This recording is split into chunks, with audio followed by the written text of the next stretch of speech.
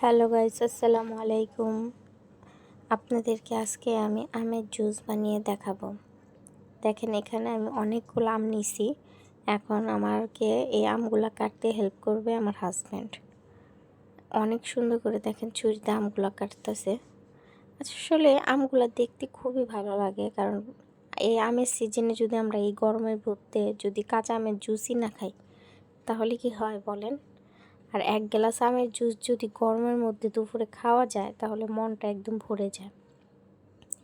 আর আমার এই ভিডিওটি অবশ্যই আপনারা ফুল ভিডিওটি দেখবেন, কারণ স্কিপ করলে অনেক কিছু আপনারা মিস করবেন। তো আশা করছি আপনারা এই ভিডিওটি ফুল দেখবেন। দেখেন, আমার আমগুলো কাটা হয়ে আসছে। এখন আমি একটা বোলের মধ্যে পানি নিয়ে আমগুলো সুন্দর করে ধুয়ে নিব, পরিষ্কার পানি দিয়ে ধুয়ে নিব। আর হ্যাঁ, আমার এই ভিডিওটি যদি আপনাদেরকে ভালো লেগে থাকে অবশ্যই লাইক আর কমেন্ট করতে ভুলবেন না, আর একটি সাবস্ক্রাইব করে দিবেন প্লিজ। দেখেন, আমগুলো দেখতে খুব ভালো লাগছে, তাই না? আপনাকে কি কেমন লাগে? আর কাঁচা আম দেখলে তো মানে কারোরই লাগার কথা নেই, কারণ কাঁচা আম খেতে সবারই ভালো লাগে। আমার তো অনেক ভালো লাগে।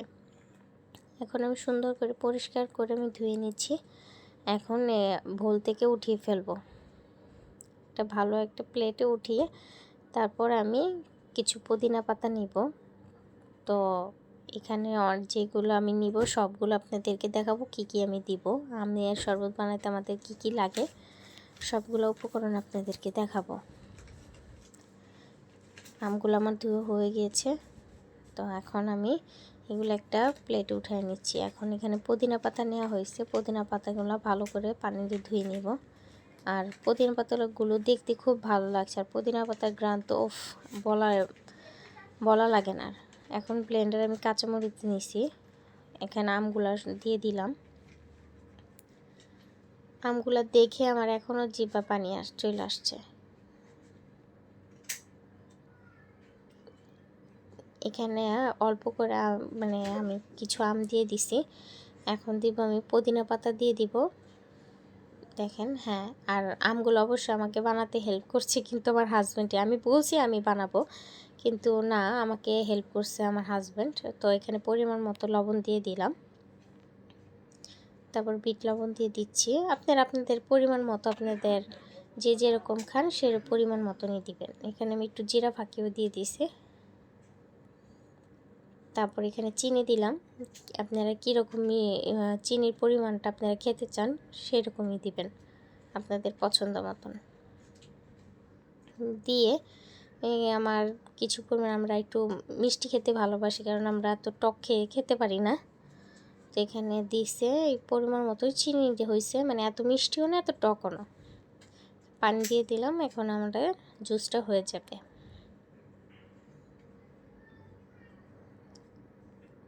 এখন ব্লেন্ডারের মুখাটা লাগিয়ে দিবে, লাগাইলেই হয়ে যাবে আমাদের আমের জুস। খেতে খুবই টেস্টি আর এত লোভনীয় লাগে, ওফ, বলার লাগে না। মানে আমাদের তো প্রতিদিন আমের জুস লাগবে। এর জন্য ভাবলাম আপনাদের মাঝে একটু শেয়ার করি যে আপনারা আমার এই ভিডিওটি কেমন লাগে আপনারা একটু প্লিজ কমেন্ট করে জানাবেন।